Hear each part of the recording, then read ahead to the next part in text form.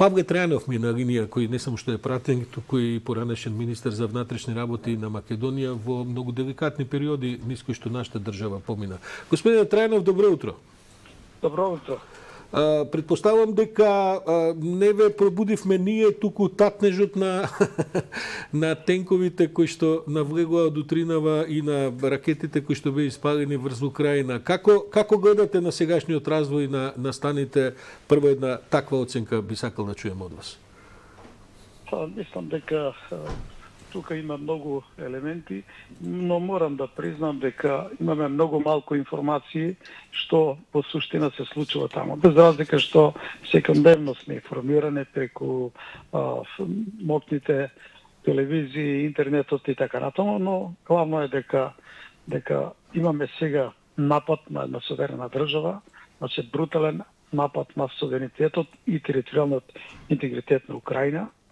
Се работи сега за војна помеѓу една огромна војна сила, атомска сила и Украина, која што е најголема по територија во Европа со над 40 милиона жители, држава која што 8 години се подготвува воено, меѓу другото, да го одбрани својот суверенитет. Тука голем број на други држави испратија своји инструктори, има доволно оружје, и предпоставам дека овој судир, воен судир или војна, дека ќе се прошири и не верувам дека ќе има некаков мирна разрешница на почетокот на конфликтот.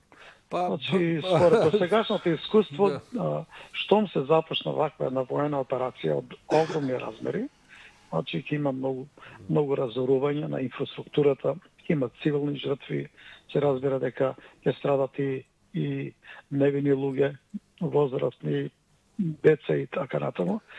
Ќе има бегалски бран огромен и немам јас илузија дека оваа воена операција дека ќе заспане се додека Украина не прифати капитулација.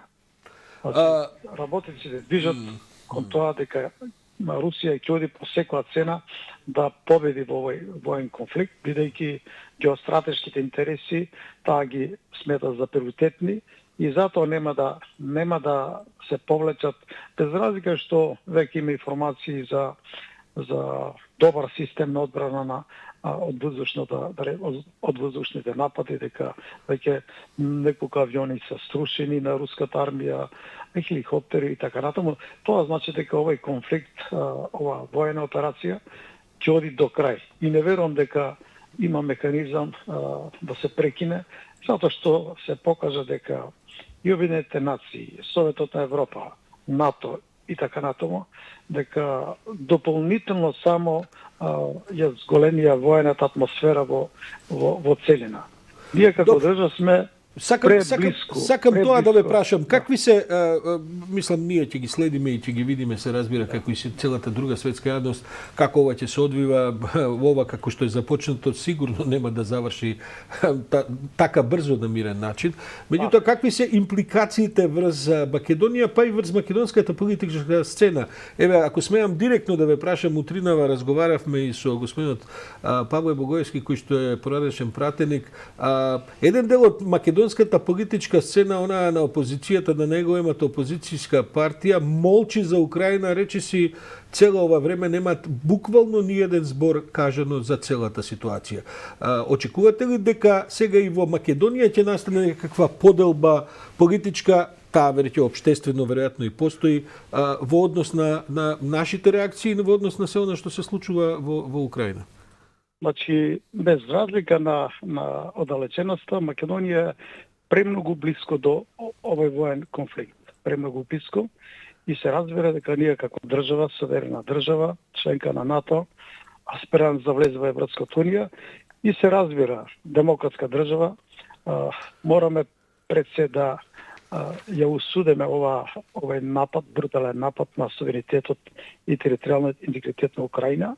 Натаму мораме многу близко да се работуваме со стратешките партнери на Македонија, пред се САД, се разбира со НАТО, бидејќи сме тука членка, но исто така со да усогласиме нашата надворешна и безбедносна политика со политиката на Европската унија. Независно како ќе се движат процесите, ние мораме да покажеме дека осудуваме било какво загрозување на територијалниот интегритет на суверена држава. Значи сега имаме ние брутално кршење на меѓународното право. Нападната е една суверена држава, без разлика на мотивите, причините и така натаму, тоа мораме да го судиме.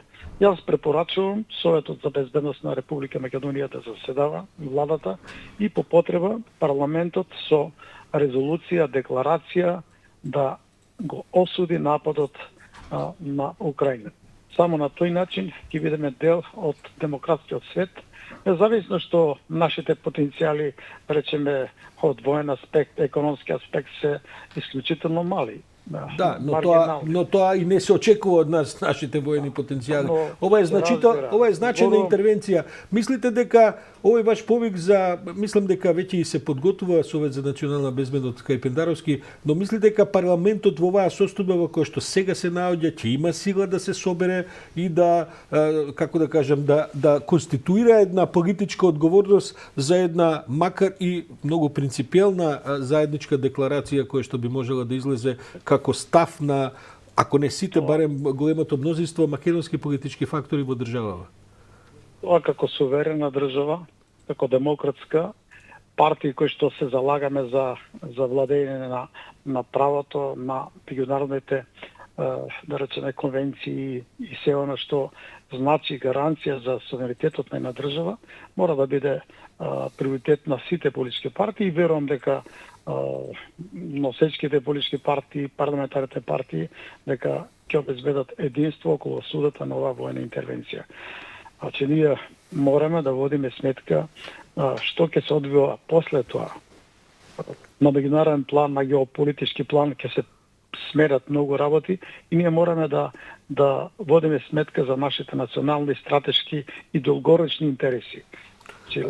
Сега, ако ние направиме било каков кикс, тоа цената ќе биде висока, што ќе мораме покасно да ја платиме. Павле Драјанов, благодарам за ова утринско вклучување. Темата ќе биде таква, ќе трае веројатно долго, па не е случајно и во студијово да се видиме во некои од наредните денови, да речем идната недела. Павле Драјанов, македонски пратеник и претседател на партијата, на Демократската партија, благодарам за ова утринско вклучување.